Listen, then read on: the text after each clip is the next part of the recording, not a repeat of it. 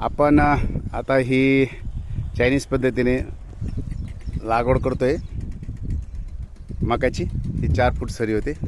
हे बघा इथं टोकन पद्धतीने चालू आहे। साधारणतः 40 सेंटीमीटरवर आपण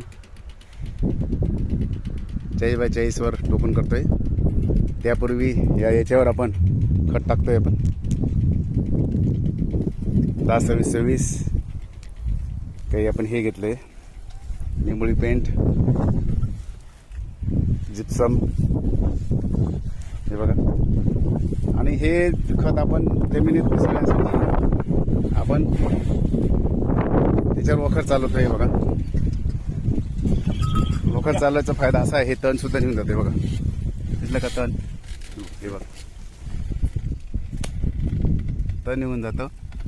आणि हे जे खत आहे हे जमिनीमध्ये काढलं जातं, म्हणजे 100% आपल्याला ते उपयोगात येतं।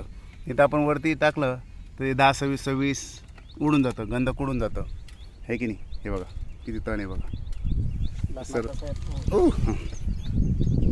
चलो या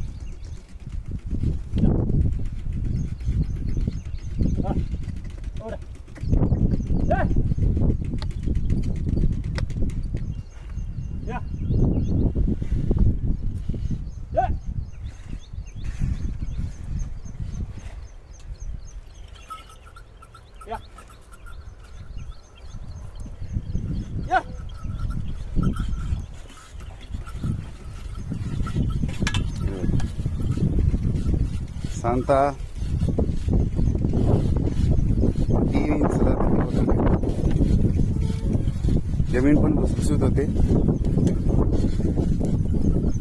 आणि तण पूर्ण निघून गेलं।